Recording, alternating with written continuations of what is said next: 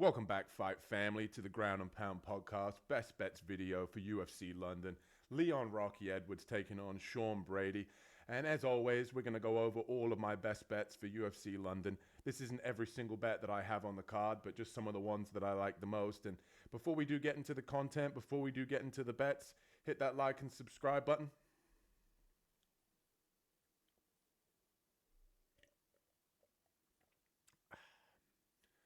Let's get into the video. And first up, I do have to start up on a little bit of a negative note. Unfortunately, our dog of the week did actually lose last week. First round head kick for Dubin. Very unfortunate. Like I said before, 6-3 on the channel currently, picking all underdogs. And we were on a 4-pick win streak, picking all underdogs, which Dubin did break last week. And sometimes that's going to happen in MMA. We can't hit every single bet. And after a spiraling depression for anybody that did hit it, we were able to bounce back this week. I've got an underdog that I really like this week. Definitely think we get back on a streak with this one and get back in the win column. And like I said, still 6-3 currently on this channel, picking all underdogs for dog of the week. So unfortunately, we're not going to hit them all, but hopefully we can bounce back this week, and I think we do. Just a little recap of last week's bets. We went 4-8 here on the channel. We broke dead even, and thanks to our props, they kind of saved us there last minute with Damon Blackshear by submission and the under 1.5 over in the other prop section. And yeah, like I mentioned before as well, we did have Ryan Spann and a couple of parlays that let us down by one leg. And Dubin as well, obviously, with our dog of the week not hitting. But Sam Hughes came through for us at 2-1 as an underdog, and Roman Dolidze was able to get the decision. So, like I said, 4-8 here on the channel last week. And like I mentioned before as well, we've been profitable over on the UFC 313 section, where we went up 2 units. We went 4 or 5 on that event. So, currently up 2 units, looking to keep that momentum rolling this week.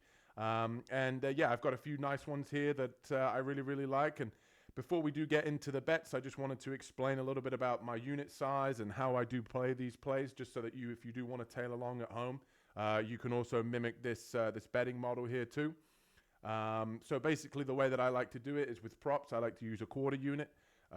With money lines, I like to use a half unit. Dog of the week, a half unit. The chalk parlay, which is usually involving a lot of big money lines or very chalky legs in the parlay, I like to use half a unit. And my confident play, I go with the biggest bet, which is usually a full unit. So if you're tailing along at home and you want to do the same thing to move this along and copy what we do here on the Ground and Pound podcast, like I said, there's the method of what I like to use in terms of the amounts that I like to bet per fight or per money line or per parlay. So it gives you guys a little bit of insight as far as what I'm doing here. But you've waited long enough. Like I said, hit that like and subscribe button, and let's get into the bets. So first up this week, we have Mick Parkin, the gentleman that changed with Tom Aspinall, and he's done that for many years now, and I really like this number. I still think that there's value here at even money. He did open as the underdog, and he's now closing as the favorite, and I can see why. Marcin Tybura, 39 years old. He's been dropped in many of his fights.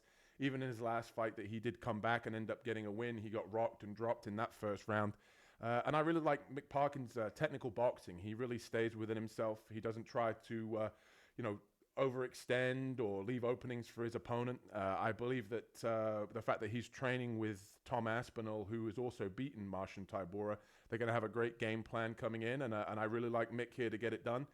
Following the line movement, I think other people see exactly what I see in this matchup. And like I said, half unit on him this week. And I do believe that he may be almost minus 125 now. I'm not 100% sure on that. But like I said, I still think that there's value here in his money line. I do believe that you could probably take him KO or decision, which would also get the odds down in a double method.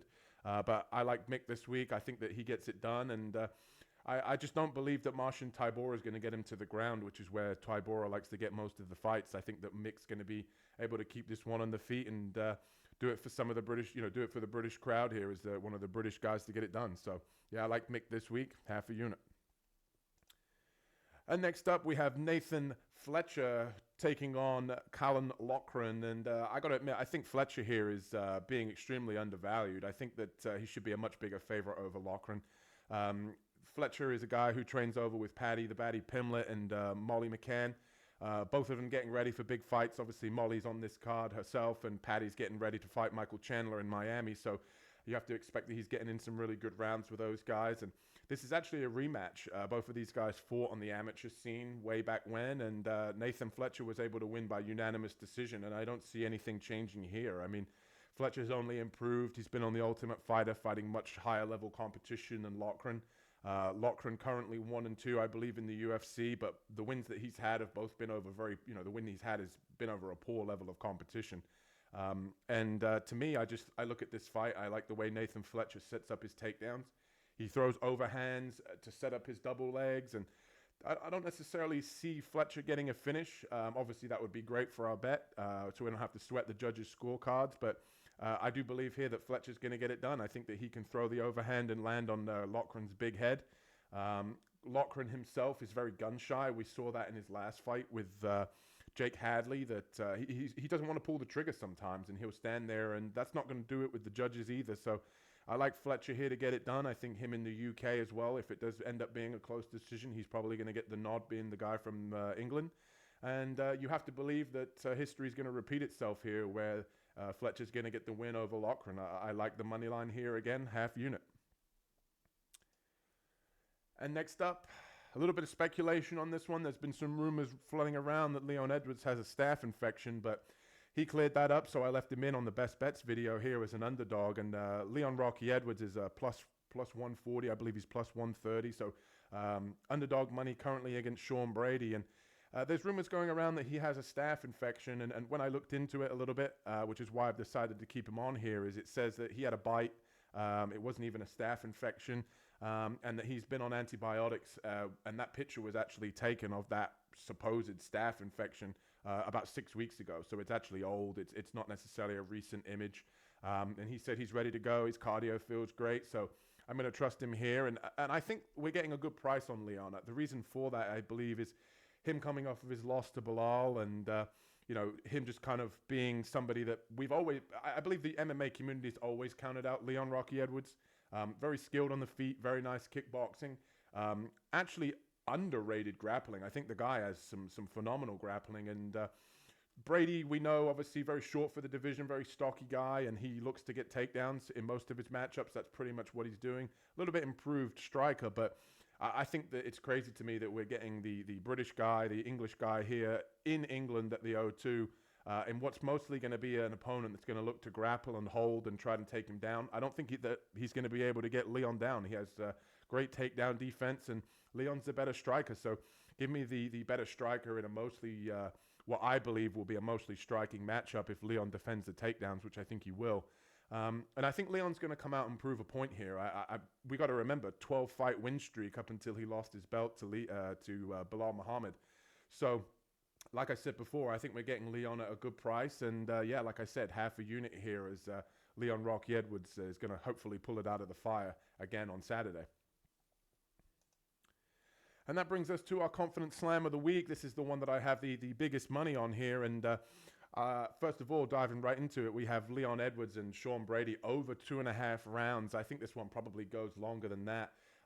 We see that a heavy grappling game plan from Brady, like I explained earlier, and he, generally speaking, doesn't finish anybody on the feet. He does have improved striking, but I don't believe that Leon's going to have to worry too much about his striking. And we know with Leon that most of his fights do tend to go a little bit longer. He takes his time on the feet, and he's going to be defending a lot of takedowns, which to me adds up to a long time inside the cage. And next up in our Confident Parlay, we have Molly Meatball McCann and her opponent Alexia. Alexia stepping in on short notice here to replace, I believe it was a woman called Nunes that Molly was supposed to fight. I've gone over a round and a half here. I just believe that with women's MMA, I do believe that it's more likely to go longer than it is inside the distance. And I believe Molly's going to be defending takedowns here. I think that she's going to be looking to grit down and bite down on her mouthpiece a little bit and show some toughness. Alexia is pushing a high pace. She does have good cardio. She does train with Amanda Ribas, and I think that she's going to look to try to get this fight to the ground. Molly obviously has to know that. She's obviously going to be coming in thinking about stuffing the takedowns, and usually when we see a lot of clinching, a lot of grappling, we obviously tend to see fights go a little bit longer, especially in women's MMA. So I like this one to go over a round and a half. And The one money line we do have on the confident leg of the parlay here as well is Jordan Vucenic, excuse me. I think honestly he beats Tim Duncan inside. Tim Duncan, we're talking basketball now. I do believe that he wins inside the distance against Chris Duncan. I honestly believe he'll flatline him, but we're just taking his money line here for -110.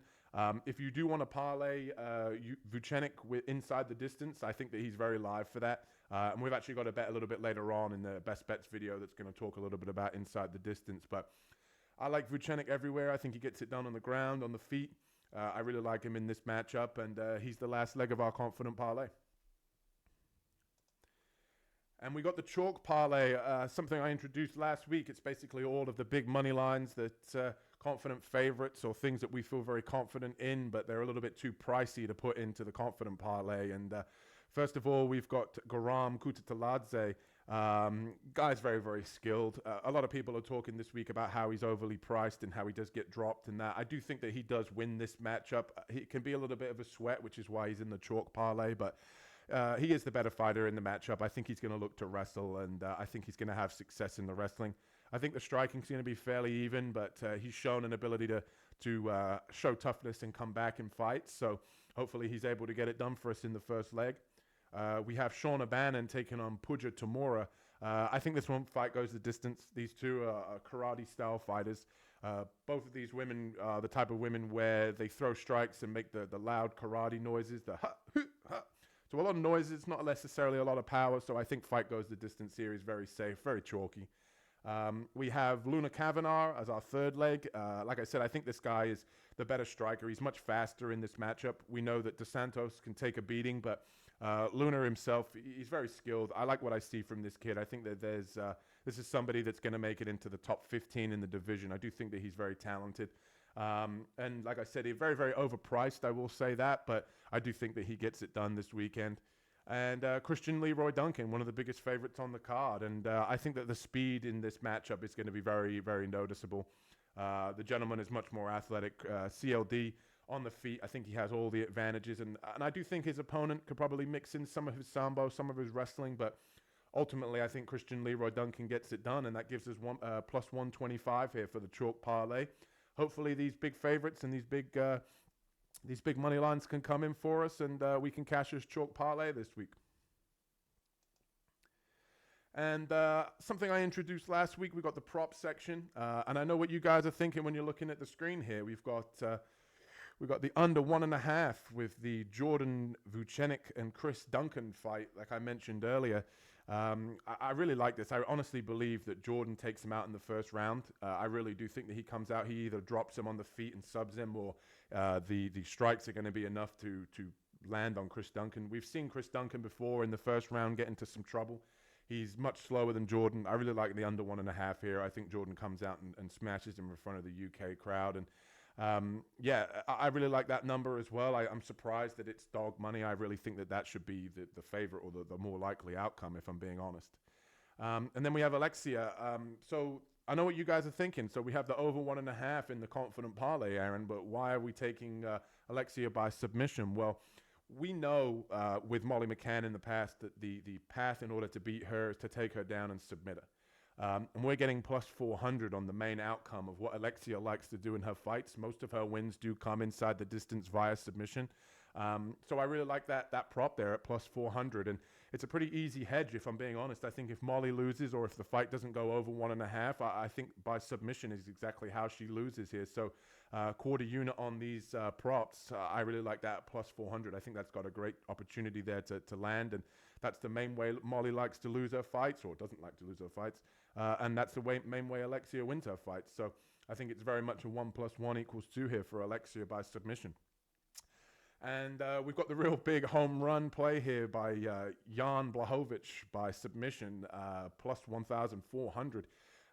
This one really is merely just a long shot. I honestly picked on the podcast on Wednesday. If you haven't already, check that out with me and Carlos. We do a full card breakdown of every single UFC fight. The reason I'm going with Jan Blachowicz by submission here for a little bit of value is because we've not actually seen anybody really test the wrestling of Carlos Ulberg. Carlos Ulberg has been running through all of his opponents so far. We know Jan at 42 years old. He's shown a lot of veteran experience. Even when he fought against Alex Pereira, he looked to get the fight to the ground and use his superior wrestling. And he's not scared to do a boring game plan in order to win fights. And we've seen him before be able to drag people to the ground and get submissions. And Carlos Olberg isn't tested. He might be 7-1 and knocking people out on the feet, but I think Jan has proven, and I've seen in an interview, he's even said, I will make the fight boring. I will mix in takedowns if I need to. And I think that's his way of hinting at saying that he's going to look to grapple in this matchup. I think he's going to be at a big speed discrepancy, but I think he's live for a submission if the fight hits the ground, which I think is exactly what his game plan is going to be. And we've got some honorable mentions. I like to do this every week because some people obviously, they have other underdogs that they like on this particular card. And I like to go through why I haven't been able to get to them this week as far as betting's concerned. And we're going to start obviously with Puja Tamura. And obviously, I don't really like to bet too many women's MMA fights. They can be a little bit tricky on the judges. And this is one where I definitely would avoid. Puja Tamura could definitely win on the scorecards if she's a little bit more active. But I just believe that the hometown rub is going to go to Shauna Bannon, and I don't necessarily like the hometown rub decision that Shauna Bannon's got in the past. And yeah, I just personally believe that Shauna Bannon's going to get the decision if this fight's relatively close. So even though Puja, I do believe, is live, it's not something I'm looking to bet, especially with how complex women's MMA can be, especially to pick. And then we have Callum Loughran. I mean, the guy is in his last performance. I mean, if you go back and watch the Jake Hadley fight, you will see everything you need to know with this gentleman. This guy will stand here and look at his opponent.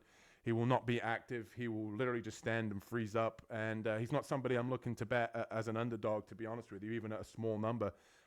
You'd have to give me plus 300 to consider it, just purely because of the fact that he's demonstrated that he's not beaten UFC level opponents and he freezes up in moments. So yeah, like I said, that's pretty much the reason why we're going to take that's pretty much the reason why we're going to take Nathan Fletcher this week. So, and that leaves us with Kevin Holland. And I mean, do I need to explain why we shouldn't bet Kevin Holland in 2025? I don't really think we need to. I mean, Kevin Holland, inconsistent. The guy fights super often. I mean, the guy literally has like turnaround after turnaround. He's just one of these people where he's fun to watch, but I just consider just keeping your money in your wallets for Kevin Holland, because you never know what you're going to get. And even though I did pick him on the podcast to win, you can't trust Kevin Holland with your money. Come on, guys. And that brings us to the dog of the week. So I really like Chris Padilla this week. I really think that the dog of the week gets right back on track with Chris Padilla. Chris Taco Padilla. And I'm going to go over some keys to victory, a little bit about why I think he's going to win this week. I think he's going to be able to mix in the grappling against Jai Herbert. Jai Herbert, 36 years old. We've seen him struggle against some of the UFC's bottom feeders, especially Bedoya in his last fight. That was a very close decision that he ended up winning, but I don't think that he's going to be able to handle somebody like Chris Padilla. I think Chris Padilla is going to be able to mix in the grappling. We've seen him get a rear naked choke before. He's very good at taking the back, and I think that would be a good way to really mix things in this fight. I also think as well, another key to victory for Chris Padilla this week is to end rounds strong. The reason I say that is because Jai Herbert, being from the UK, being from England, he might get the judge's rub on the scorecard, so he needs to make sure that he puts a stamp on every single round just to leave it in the judge's mind that he's obviously winning the fight or winning the round. So just being able to put that stamp on each round will just help him on the judges' scorecards if they try to screw him over, being that he's not from the UK and Jai Herbert is. And also I put attack the body. A lot of the times you'll see in a lot of Jai Herbert's fights, he keeps a very, very high guard, and his body's there to be hit. So attack the body, rip to the body, finish upstairs. That might set up the knockout. And I really like Chris Padilla's patience. He really is a very well-rounded mixed martial artist. He'll mix in, grappling and striking to different areas of the body and different areas of the head. And I just feel like this week that Chris Padilla shouldn't be the underdog. I just think he has more ways to win. He's been on a finishing streak. Jai Herbert has not necessarily beaten the toughest level of competition. So I like Chris Padilla. I think he gets us back on track, and you can get him currently at plus 100. I'm not 100% sure if that line will stay where it is, so you might want to check that out and drop that money on him now rather than later, because I think he might end up being the favorite come start of the event on Saturday. And just a little bit of a recap here of all of the bets that we've got on screen. If you want to pause and check those out, this is everything that I just went over as far as what we're betting this week. And yeah, feel really good about this week. Nice early card as well over here in the UK, so we don't have to stay up too late for the UK fans. And I think that some of these guys, especially like Mick Parkin and Leon Edwards, Nathan Fletcher, I think they come in for us. I think the dog of the week hits this week. I think we have a very profitable week. I feel very good about it. And if you guys haven't already, hit that like and subscribe button. Like I said earlier in the breakdown, that we do have a full card breakdown that comes out every single week. So if I haven't gone over any bets or any fights that you're interested in betting on, or that you're interested in talking points for, Carlos and I do go over that on a Wednesday. Check out our full card breakdown. I'll leave a link in the description for that video. Check us out. Hit the like and subscribe button. Hopefully dog of the week comes in. If you guys are tailing, let me know in the comments. And we appreciate all the support. And keep an eye out for our recap video that's going to come out on Sunday for this event. I hope you guys enjoy the fights, and hope you guys have a successful betting night. Thank you very much. Peace.